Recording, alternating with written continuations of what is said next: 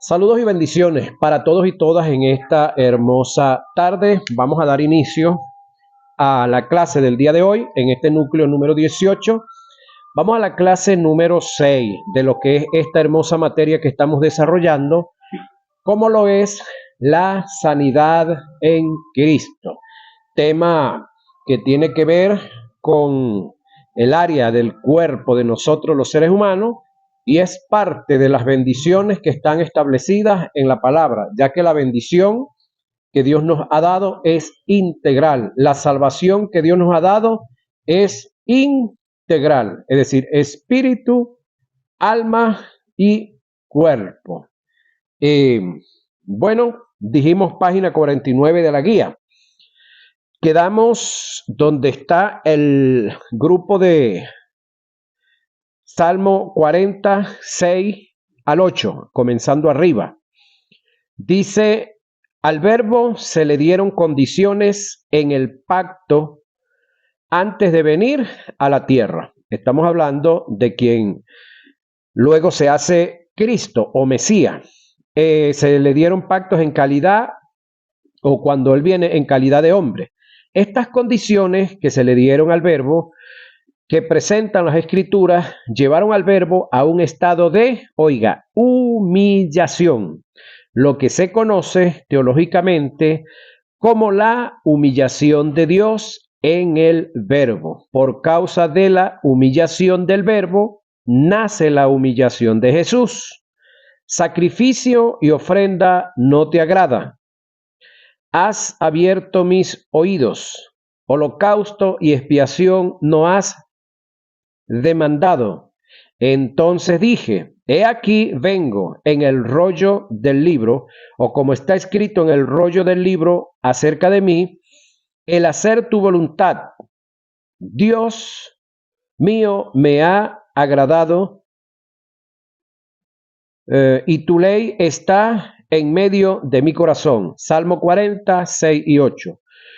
Por lo cual, entrando en el mundo, hablando del verbo ya en la transición a Cristo, dice, sacrificio y ofrenda no quisiste, mas me preparaste cuerpo, hablando de Jesús, holocausto, que es olor del todo quemado, y expiación, que eran los sacrificios que se hacían para cubrir el pecado, por el pecado no te agradaron. Entonces dije, he aquí que vengo, oh Dios, para hacer tu voluntad, como en el rollo del libro está escrito de mí, diciendo, primero sacrificio y ofrenda y holocausto, y expiación por el pecado no quisiste ni te agradaron, las cuales cosas se ofrecen según la ley.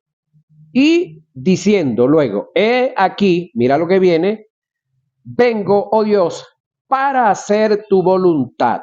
Ahora lo que viene es súper importante, señoras y señores, grábenselo. Grábenselo, que esto es lo que muchos lo han oído, lo han leído, pero no le han prestado la atención necesaria que se le debe prestar a Hebreos 10, 5 y 9.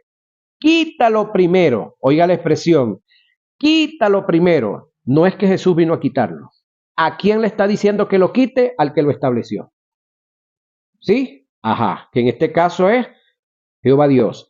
Para establecer esto último. Nótese que no dice esto segundo. Esto último. Es decir, después de esto que se estableció, no hay más. Esto es serio. Pero cuando solamente se lee Biblia y no se estudia, no se analiza, no se le para esto. Entonces, el detalle es que tenemos gente ahora, estando ya después que Dios quitó lo viejo, que es el pacto antiguo, y estableció esto último, entonces tenemos gente ahora, dijera la vieja Petra, mi mamá, como dicen algunos amigos por ahí, que Dios la tenga en la gloria. Dios la tiene en la gloria, Dios la tiene en su gloria en el seno de Abraham. Gente que tiene la cachaza, que después de que Cristo le dice al Padre que quite lo que tiene que quitar para que establezca esto último. ¿Qué es esto último? El nuevo pacto. Entonces hay gente que quiere revivir lo último. Gente que quiere ir a la ley. Gente que quiere ahora vivir en el sacerdocio de Aarón. Sacerdocio que ya expiró, que ya extinguió, que ya no tiene fuerza para tal. Está en la Biblia, sí, como historia. Pero ahora nosotros estamos bajo el gran sumo sacerdocio de Cristo Jesús. En esto último que se estableció. ¿Qué es esto último? La gracia. Entonces, quita lo primero para establecer, en este caso, conjunto, el Verbo o Cristo junto con el Espíritu Santo y Dios mismo, para establecer esto último. Hebreos 10, 5 y 9. El estado de humillación del Verbo y de Jesús está revelado en varias partes de las Escrituras y de muchas formas, pero precisamente aparece en Filipenses 2, 5 y 8. Haya pues, oiga esta expresión, haya pues en vosotros este sentir que hubo también en Cristo Jesús, el cual siendo en forma de Dios, hablando cuando era verbo, no estimó el ser igual a Dios como verbo, como cosa a que aferrarse, sino que se despojó. ¿De qué se despojó? Decíamos hace poco, de lo eterno, de lo infinito, de lo omnisciente, de lo omnipresente y de lo omnipotente. Se despojó a sí mismo, tomando forma de siervo. ¿Cómo? Tomando forma de siervo. Nació y vivió como siervo de la ley. Y no solamente como siervo de la ley, sino del régimen dictatorial que gobernaba en ese entonces la tierra, que de paso tenía sometida a la nación de Israel. Le cobraba impuestos, el 60%, hacía y deshacían dentro de Israel. El liderato que en ese entonces había dentro de Israel, en el caso de los sacerdotes, los dirigían y los colocaban ellos a su antojo. No es que los sacerdotes y ellos decidían, no. Era el gobierno romano que gobernaba para ese entonces el territorio en ese momento. Entonces Jesús vivió como siervo. Ajá. Ahora, como siervo, se despojó a sí mismo en forma de siervo, hecho semejante a los hombres, y estando en la condición de hombre, se humilló a sí mismo, haciéndose obediente hasta la muerte y muerte de cruz. El estado de humillación que se dio en el Verbo y en Jesús se manifestó bajo 5 aspectos. Oiga, la encarnación, el sufrimiento, las muertes, la sepultura, el descenso al infierno. De estos, nada más vamos a tocar el segundo y el tercer aspecto. Sin embargo, son todos esos que usted puede analizar y ver, que es la encarnación de solamente ser espíritu y alma, meterse en un cuerpo para, al meterse en un cuerpo, todos los cuerpos tienen o tenemos, porque yo estoy en uno, tenemos limitaciones. ¿Como cuáles? Necesitamos un medio de transporte para trasladarnos de un sitio a otro lejos. Si vamos a trasladarnos de un sitio a otro, pues caminandito, no es mucho lo que podemos recorrer. Tenemos la necesidad de comer, de tomar agua. Aquí en esta parte del mundo tenemos la necesidad de vestirnos. Digo esto porque hay parte de los habitantes del mundo que no se visten, los indígenas. No tienen la necesidad, eso es natural para ellos. Pero en esta parte del mundo supuestamente ya estamos civilizados, decimos nosotros. Entonces tenemos la necesidad de vestirnos, necesitamos cambiarnos de ropa, necesitamos bañarnos, necesitamos tomar algún tipo de medicina. Ahora, siendo espíritu y alma, ¿tenemos necesidad de eso? No. Entonces vamos viendo en esta primera etapa la humillación, en la cual él determina encarnarse o hacerse carne. Estando en carne necesitamos descansar. ¿Sí? Entonces, todo eso le pasó a Jesús. Al estar en la carne, por supuesto, vamos a tener sufrimiento, señoras y señores. Por estar en la carne, por causa del pecado, entonces vamos a estar expuestos a la muerte. Y en este caso no solamente a la muerte, sino a las muertes. Porque para que una persona pueda morir físicamente, primero tiene que morir espiritualmente. Y Jesús no era la excepción. Aunque Jesús nació perfecto y vivió toda su vida perfecto, para que la muerte física lo pudiera tocar, primero tenía que morir espiritualmente, porque él era el postrer Adán. igualito, lo que le pasó a Adán tenía que pasarle a él. Ahora, la sepultura, wow. Otro detalle, otro detallazo para los seres humanos. Todos sabemos que lo que se sepulta de nosotros es el cuerpo. Ahora, el descenso al infierno, en este caso, los que están en pecado o que mueren en pecado, todos, absolutamente todos descienden al infierno. Ahora, los que mueren en obediencia o los que murieron en obediencia, hablando del periodo de la ley y de los tiempos antes de la ley, que la gente obedecía a Dios por la ley oral, todos morían, estaban sujetos a la muerte, estaban sujetos a la sepultura, su espíritu y su alma iban al seno de Abraham, no al cielo. Ajá, seguimos avanzando. Ahora, de estos, nada más, vamos a tocar aquí en el tema el tercer aspecto. Sufrimiento. Todos los sufrimientos de Cristo fueron el resultado del hecho de haber tomado el lugar de los pecadores en forma vicaria. Nadie pudo sentir lo penetrante del dolor, la pena y el mal moral como lo sintió Jesús. Generalmente lo que más se conoce es que Dios hizo caer sobre Jesús nuestras iniquidades y nuestras enfermedades como un diluvio. Sin embargo, debemos conocer otras aflicciones en la vida de Jesús, tales como el Getsemaní. Pero yo quiero remarcar algo acá. Yo quiero tocar otra cosita sobre el sufrimiento acá. Todos los sufrimientos de Cristo fueron el resultado, oiga, del hecho de haber tomado el lugar de pecadores en forma vicaria. Nadie puede sentir, párele a esto, lo penetrante del dolor.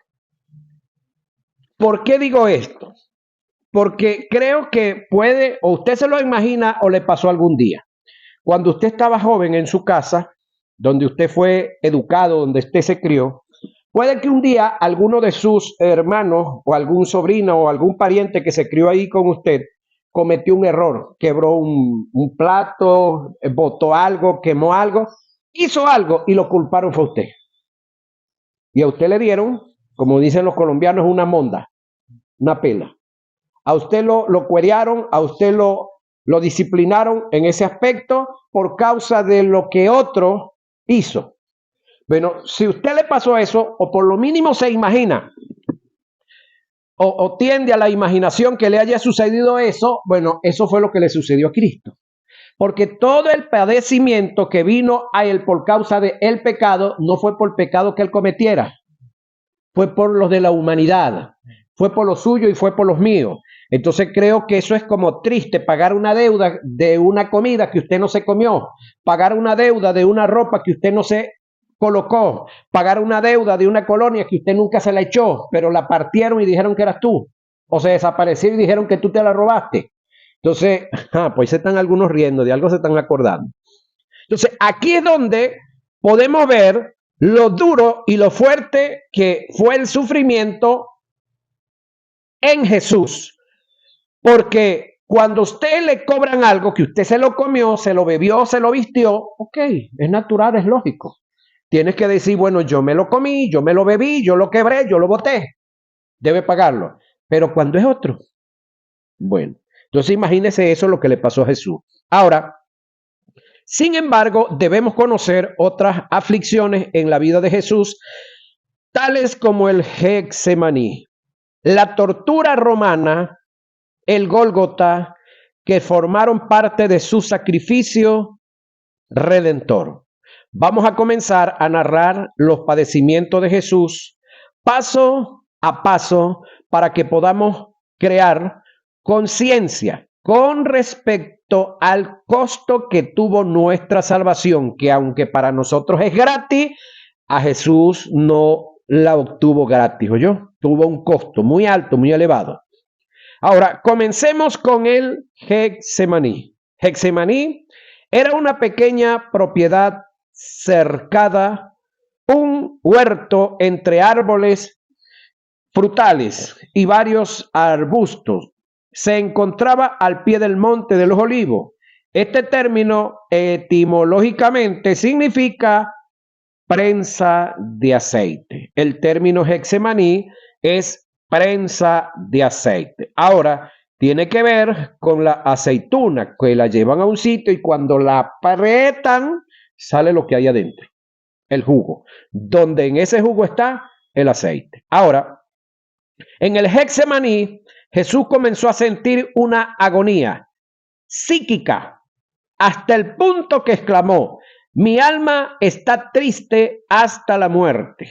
Entonces llegó Jesús con ellos a un lugar que se llama Getsemaní y dijo a sus discípulos, después de andar con ellos 3 años y medio y alimentarlos y sostenerlos a ellos y a su familia: sentaos aquí, entre tanto que voy allí y oro. Y tomando a Pedro y a los 2 hijos de Zebedeo, comenzó a entristecerse y a angustiarse en gran manera. Entonces Jesús dijo: mi alma está muy triste hasta la muerte. Es decir, ya Jesús sabía, señoras y señores, lo que venía, lo que se le venía encima. Esto está registrado en Mateo 26, 36 y 38. La tortura psíquica que vino sobre Jesús fue inmensamente dura. Lo más tremendo del caso es que los 12 individuos con los cuales él anduvo y se movió y los atendió y les brindó su protección por 3 años y medio, cobertura total en el buen sano sentido y completo de la cobertura, ellos no estaban al nivel de entender lo que estaba pasando en la psiquis de Jesús. Es tanto así que Jesús se retira de ellos, dice como a un tiro de piedra, es agarrar una piedra y tirarla, a lo lejos que usted llegó la piedra, bueno, aproximadamente, ahí se retiró Jesús. 1 hora después vino y los halló durmiendo, mientras que él estaba muriéndose del miedo. ¿Por qué razón? Alguien preguntaba. ¿Por qué los discípulos estaban durmiendo? Porque estaban cansados, es lógico, es natural. Ellos estaban y vivían en un cuerpo físico, natural, humano. ¿Y es que acaso Jesús no vivía en un cuerpo físico, natural, humano? Sí, pero ellos no tenían la responsabilidad que tenía Jesús de salvar al mundo. Ellos no estaban siendo atosigados, perseguidos, impulsados o motivados por los demonios a la preocupación, porque sobre ellos no estaba la muerte detrás. Y Jesús sí, y de paso era por una deuda que él no había adquirido, era por la suya y la mía. Es más, la deuda era de los individuos estos que estaban durmiendo. Eso es lo más cruel del caso. Ellos durmiendo y el que le tocaba pagar, que no la debía, estaba aterrado, atemorizado, porque estamos hablando de un nivel del alma en la cual pues cualquiera que sabe lo que se le viene encima a nivel de lo que le pasaba a Jesús, pues puede pasar por ese momento. Según lo escrito originalmente, lo que realmente Jesús expresó fue: tengo una tristeza que me está causando la muerte. Ahora, en los hombres con los cuales Jesús podía dialogar, hablar y buscar un apoyo y buscar una ayuda, todos estaban durmiendo, tranquilos. Nadie estaba orando, nadie estaba sollozando, nadie estaba pendiente sino de su descanso. Entonces podemos ver acá que con la gente que humanamente Jesús podía contar, no podía contar. Ahí es donde les dice que si no habían podido velar con él, aunque fuera 1 hora. En cuanto a su agonía, podemos resaltar lo siguiente. Entonces, llegó Jesús con ellos a un lugar que se llama Getsemaní y comenzó a entristecerse y a angustiarse en gran manera. Mateo 26, 36 al 38.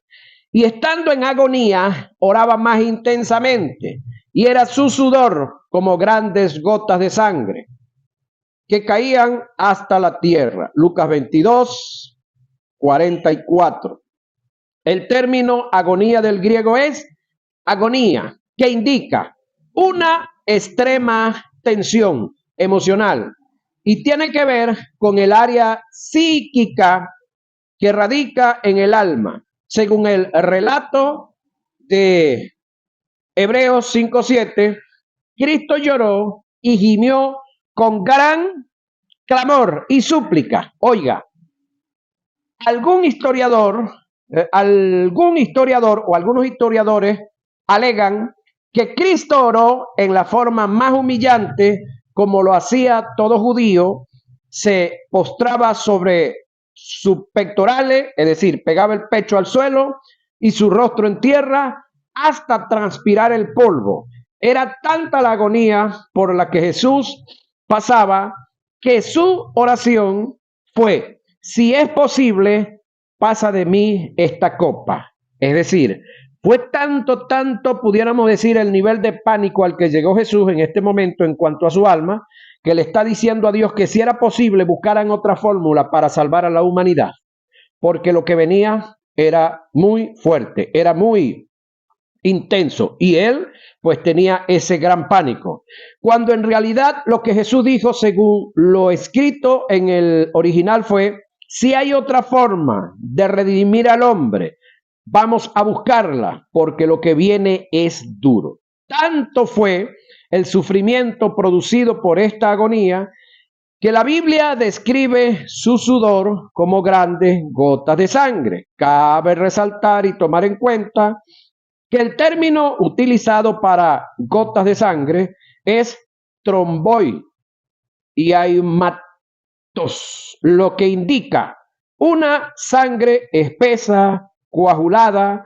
La historia médica registran algunos casos donde la intensa agonía psíquica se ha visto acompañada de la transpiración de sangre, producto de la ruptura de vasos sanguíneos como consecuencia de la presión sanguínea por una subida de tensión.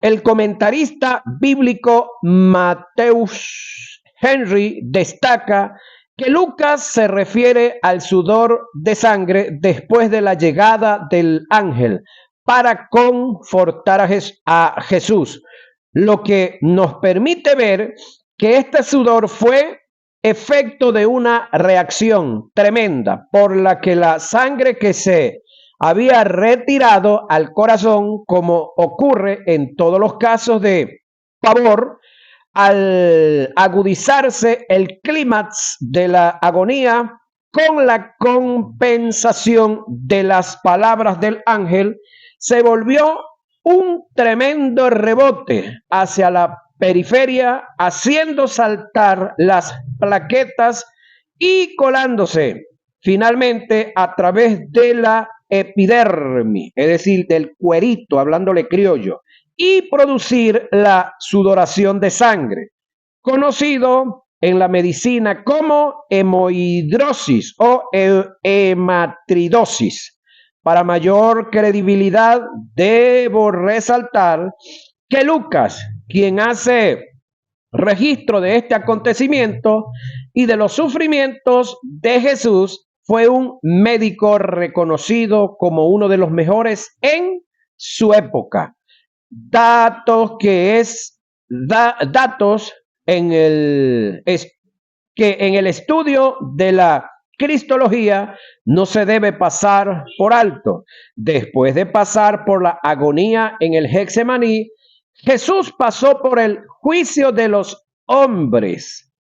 Pilato y el otro Herodes y los mismos rabinos, el liderato judío, trasnochado, con hambre, cansado, lo llevaron ante el sumo sacerdote.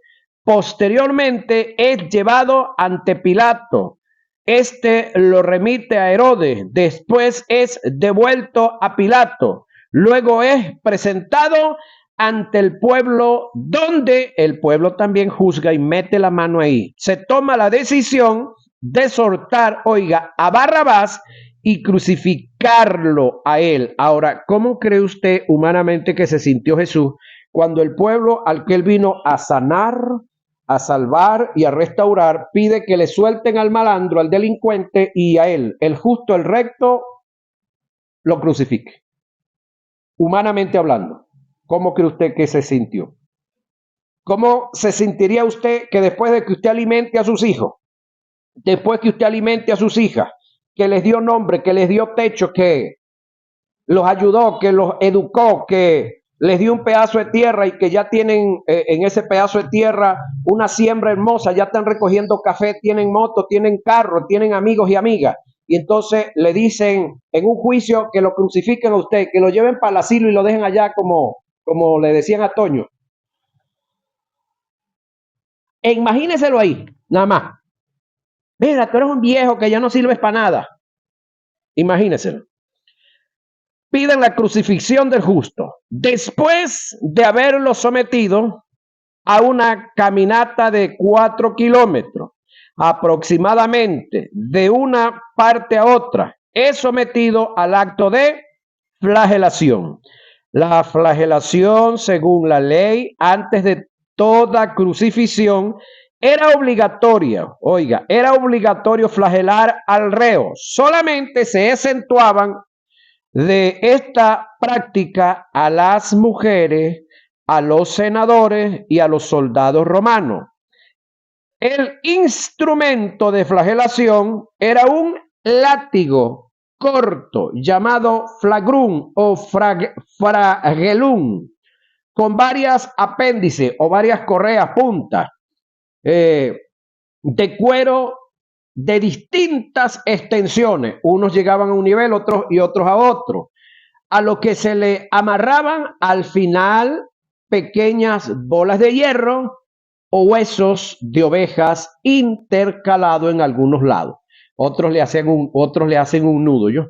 La víctima era despojada de sus ropas, óigame, de todas. Jesús en la película nos lo sacan ahí como con un guayuco. No, se la quitaban todas. ¿Sí? Sus vergüenzas quedaban al aire. Sus manos eran atadas hacia arriba a un poste. Espalda, glúteos, muslos y piernas eran flagelados por 2 soldados que, colocados a ambos lados de la persona, se alternaban en los azotes. Debemos tomar en cuenta que quienes flagelaron a Jesús, oiga, eran verdugos, hombres especializados o profesionales en la materia, con una mente cauterizada, sin estado de conciencia. Ellos tiraban el látigo hasta partir el alma de una forma indolente. El daño infringido por los azotes dependía de dónde se colocaran los verdugos. El propósito de la flagelación no era causar la muerte, sino torturar para que muriera a largo plazo en la cruz. Por esta causa, el verdugo debía tener cuidado de aplicar el castigo en las zonas del cuerpo más propicias para la flagelación. No debía dirigirse a la cabeza, estómago ni hígado. Esto es, en el costado derecho, como tampoco a los testículos. Esto indica que las flagelaciones dadas a Jesús cayeron sobre un mismo lado de sus espaldas y glúteos. Además, los pedazos de metal o hueso que estaban en los extremos al caer sobre la humanidad de Jesús producían profundas contunciones y heridas hasta rasgar la carne, tomando en cuenta que a Jesús no lo flagelaron los judíos, sino los romanos. Podemos deducir que no le dieron 40 latigazos, sino 120. Esto es 3 veces 40. Es decir, si habláramos de aquí, de esta parte del mundo, era un mandador con 3 correas. Una llegaba a un nivel, otra a otro y otra al otro. Y en ambos pues tenían los pedazos de metal, en otros nudos y cuantas cosas más para, en este caso dijéramos criollamente, para chaparrearlos.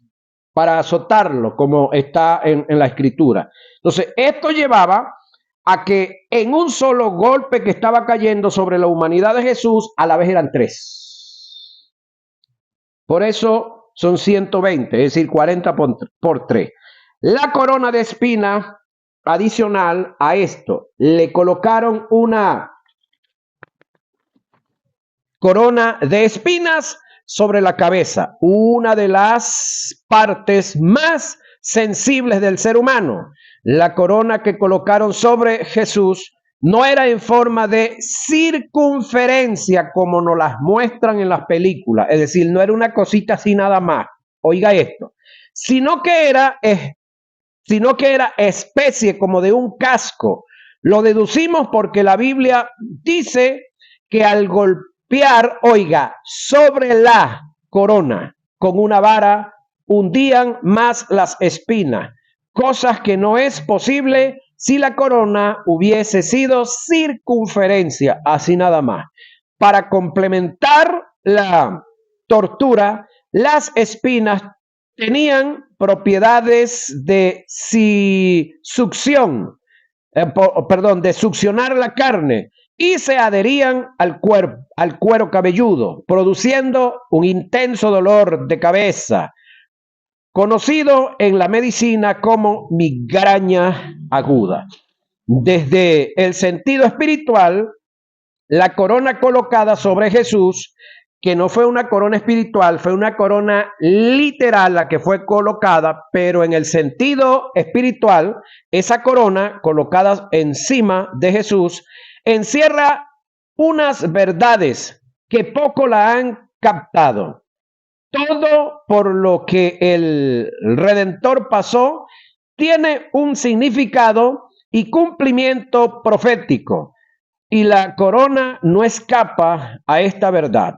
Cuando el hombre desobedeció en el huerto del Edén, dice la Biblia que Dios hizo brotar cardos y espinos de la tierra en señal de maldición. Según esta verdad, al colocar la corona de espinas sobre la cabeza de Jesús, lo estaban coronando de maldición, para que nosotros llevásemos la corona de bendición. Amén. No para que sigamos en maldición. Las escrituras demuestran que la espina es símbolo o tipo de maldición. Ahora, maldita era la tierra maldita será la tierra por tu causa. Espinos y cardos te producirá. Génesis 3, 17 y 18. ¿Por qué la tierra que bebe la lluvia, que muchas veces cae sobre ella y produce hierba provechosa, a aquellos por los cuales es labrada, recibe bendición la tierra de Dios, pero la que produce espinos y abrojo es reprobada, está próxima a ser maldecida? Hebreos 6, 7 y 8. Continuamos ahora, camino al Gólgota. Esto fue Getsemaní, camino al Gólgota, luego del juicio y de todo por lo que pasó Jesús. Ahora, camino al Gólgota, la severidad de la flagelación, con su intenso dolor y la gran pérdida de sangre, debió dejar a Jesús en un estado de pre-shock.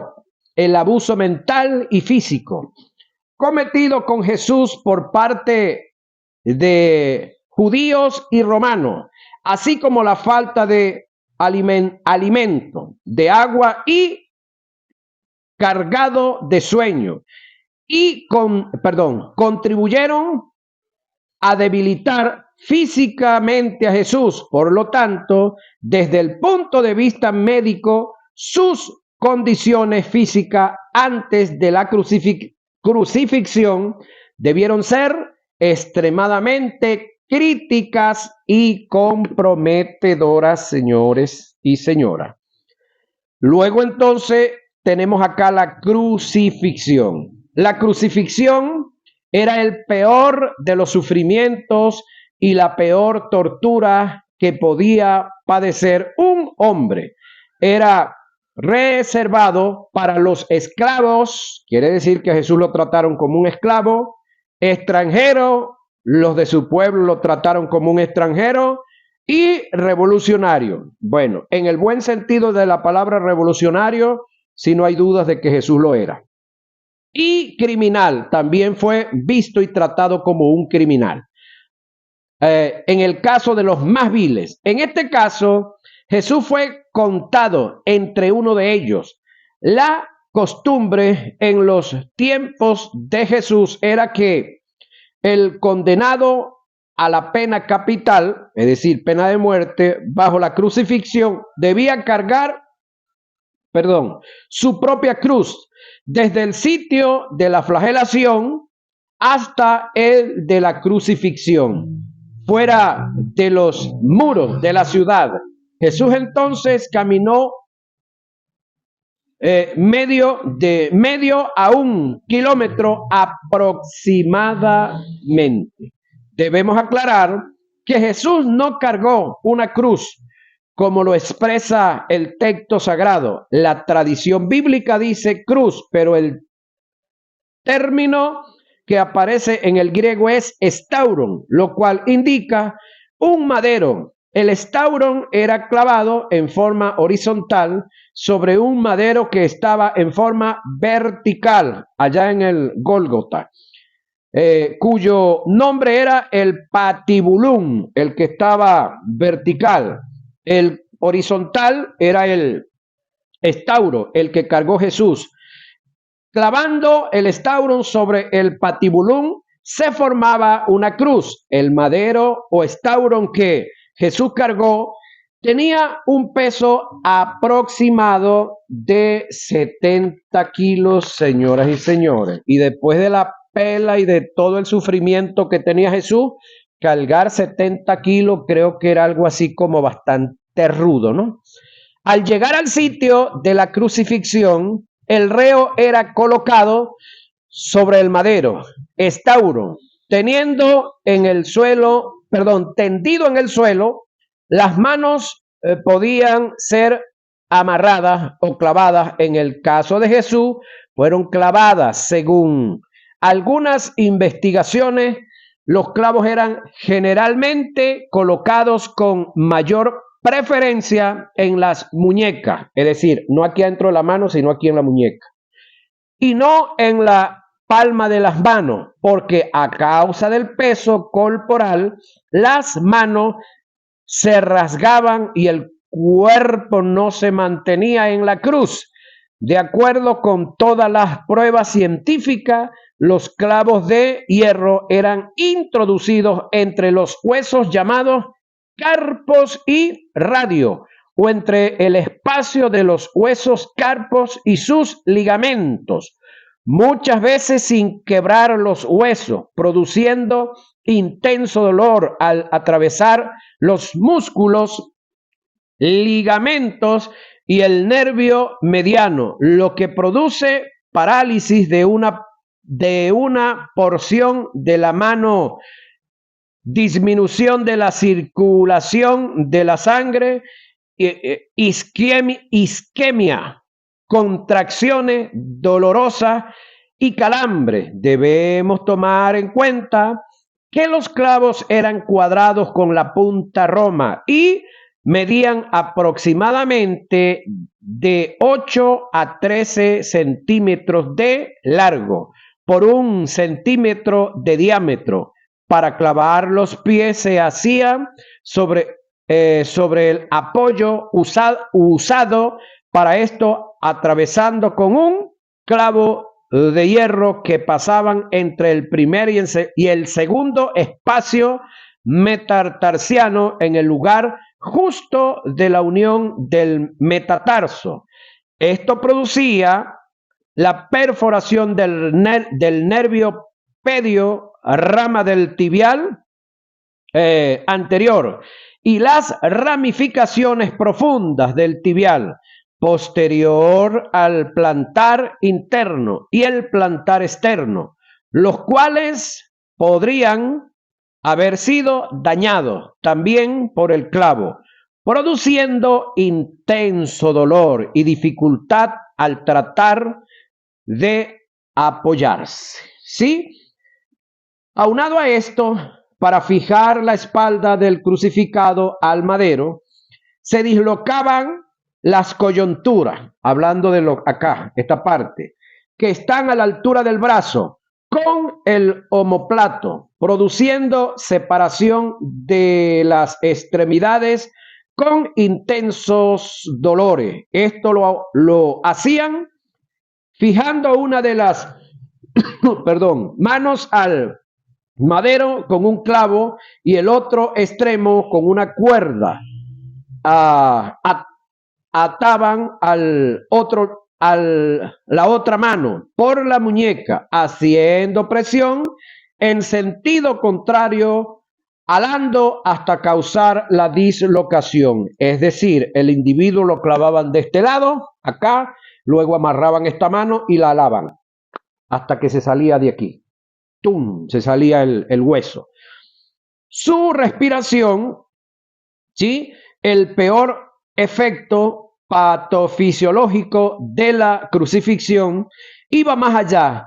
Era la marcada interferencia con la respiración normal, específicamente en la exhalación, cuando se expulsaba el aire, el peso del cuerpo tendido hacia abajo hace que se estreche, no se contraigan los músculos intercostales, presentándose dolores y calambre. Es decir, era complicado todo estar allá.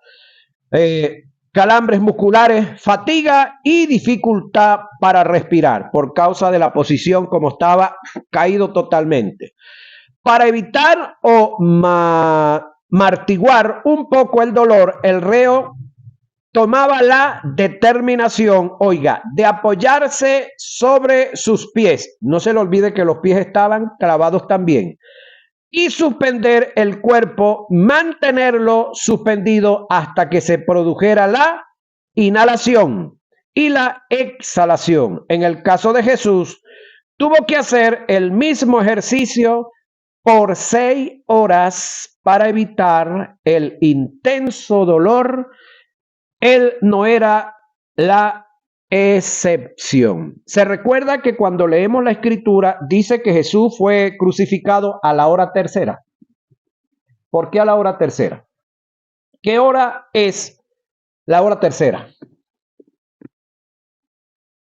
Sencillo y fácil. Lo que tenemos es que tener la mentalidad judía.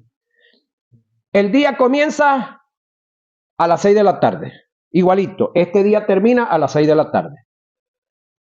Sin embargo, de las 6 de la tarde a las 6 de la tarde de la mañana es la noche, pero empatando los dos es el día completo.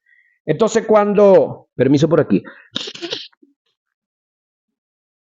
cuando el texto dice que Jesús fue crucificado a la hora tercera, estamos hablando a la hora tercera del día. No, hora tercera del día, contando desde las 6 de la mañana. 6, 7, 8, 9. A las 9 de la mañana. Desde las 9 hasta las 3 de la tarde, ¿cuántas horas hay? Cuéntela. 6 horitas, ¿no? Creo. Bueno, esas son las 6 horas que el hombre estuvo pendiendo. Se levantaba, bajaba, inclinaba para poder respirar. 6 horas colgando en la cruz. Por usted y por mí. ¿Sí? Y para que usted y yo obtengamos una salvación gratuita. ¿Sí? Sin pagar nada. Pero para él no fue gratuita. A él le costó sangre, sudor y lágrima y su vida. Ahora, causa de su muerte. Varias fueron las causas de su muerte. Las más probables eran el shock hipovolémico, falta de sangre, asfixia, la deshidratación, inducida por el estrés, congestionamiento del corazón, con líquido en el pericardio y en la pleura. A esto se añaden fallas cardiorrespiratorias. Sin embargo, lo importante del caso no es determinar con precisión patológica la causa de la muerte de Jesús, sino las condiciones en las cuales murió. ¿Por quién murió? Por mí murió. No sé por usted. ¿Y cuál fue el costo de su muerte para brindarme a mí una salvación gratuita? Y entonces, después de que Jesús hace todo lo que hace, entonces yo tengo que añadirle algo a la salvación. Eso pareciera bien grosero. Es decir, después de que Jesús padece y pasa por todas estas cosas, entonces yo le digo a Rafael, para que usted pueda, Rafael, tener la salvación, usted tiene que hacer un pacto, y el pacto es que usted tiene que traerme un saco de café de los mejores que usted tiene. Pacte por la salvación suya yo. Algo así parecido anda dando vuelta por ahí. Y para que usted, la salvación suya sea completa, Rafael, usted tiene que traerme una ofrenda X. Ya va. De que la traiga, eso debe hacerlo él de corazón. Y no es por la salvación, porque la salvación es totalmente gratuita. Yo no tengo que añadirle nada, porque todo lo que le costó a Jesús fue grandioso, fue para él doloroso, rudo, fuerte, para querer yo añadirle algo a la salvación. Ahora le digo algo. Lo que yo le añada a la salvación sería basura. ¿Por qué razón? Porque lo que él hizo es perfecto y es completo, no necesita nada. Ahora, vamos siguiendo con esto. Vamos a ver ahora el juicio de Dios sobre Jesús. Ya vimos el padecimiento del Getsemaní, ya vimos el padecimiento frente al juicio de los hombres, camino al Gólgota, y ya estamos en el Gólgota. Ahora vamos a ver el juicio de Dios sobre Jesús.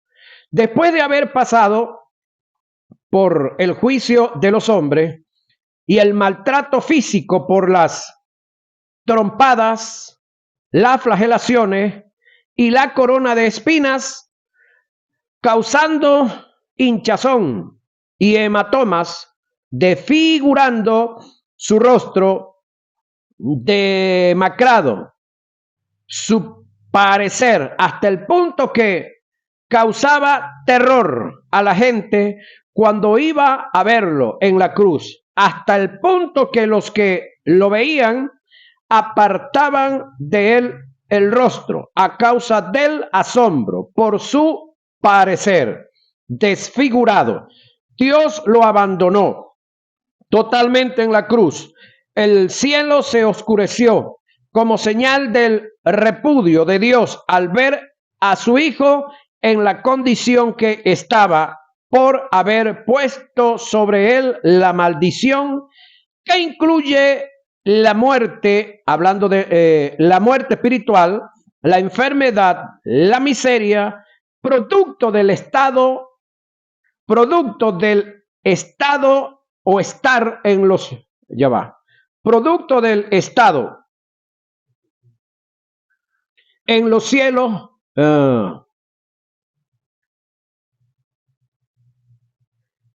ok, producto del estado, aquí hay un detalle, pasó un detalle, eso lo corregimos después, el estado de pecado,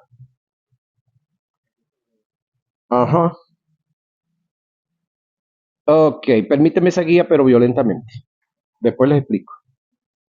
Producto del estado, discúlpenme un poquitico acá, de pecado que cayó sobre él. Luego desciende a los infiernos 3 días y 3 noches a ocupar nuestro lugar de donde Dios lo levantó. Le hago una pregunta. ¿Usted cree que después de haber pasado por toda esa agonía integral, oiga, en el espíritu, alma y cuerpo, y haber ocupado nuestro lugar por causa de enfermedad o de la enfermedad, que es parte de la maldición, como maestro, descarto esa posibilidad. Eso está en lo imposible de Dios. Por estos 3 principios debemos entender que Dios no es el causante de la enfermedad. Nuestras causantes de la enfermedad o de la enfermedad nuestra o nuestra maldición, Dios va a cargar o probar su pueblo con el proceder de todas las cosas buenas y perfectas. Esto debemos de analizarlo muy bien. Es decir, por estos 3 principios, los que vimos, Gólgota, sufrimiento entre los hombres, luego en eso la flagelación y todo lo que se dio, el camino al Gólgota, ahora en el Gólgota, Dios le da la espalda, a pesar de todo eso y por todas esas causas, es decir, y todo lo que padeció Jesús, tengo yo que añadirle algo al plan de salvación, que no solamente encierra el plan de salvación, sino que también tiene que ver con el plan o con la sanidad, que es el tema al cual estamos refiriéndonos. Porque por años hemos predicado y hemos enseñado acerca de la salvación. Por eso tenemos una iglesia salva. Pero tenemos hasta cierto punto una iglesia enferma, porque el mismo texto que me habla de salvación me habla de sanidad. Y el mismo derecho a ser libre y a ser santo es el mismo derecho que tenemos a ser sanos. Pero como no se conoce, por causa de no aplicarse tanto como debiera de aplicarse, es el detalle que tenemos una iglesia salva, santa, pero hasta cierto punto enferma y creyendo muchas veces que la enfermedad que les vino la produjo el Señor. Entonces ahí es donde cada uno de nosotros debemos de procurar entender, analizar seriamente a medida que vamos estudiando estas verdades escriturales para ubicarnos en el espacio y en el tiempo de lo que tenemos por causa de este gran sacrificio. Bendiciones.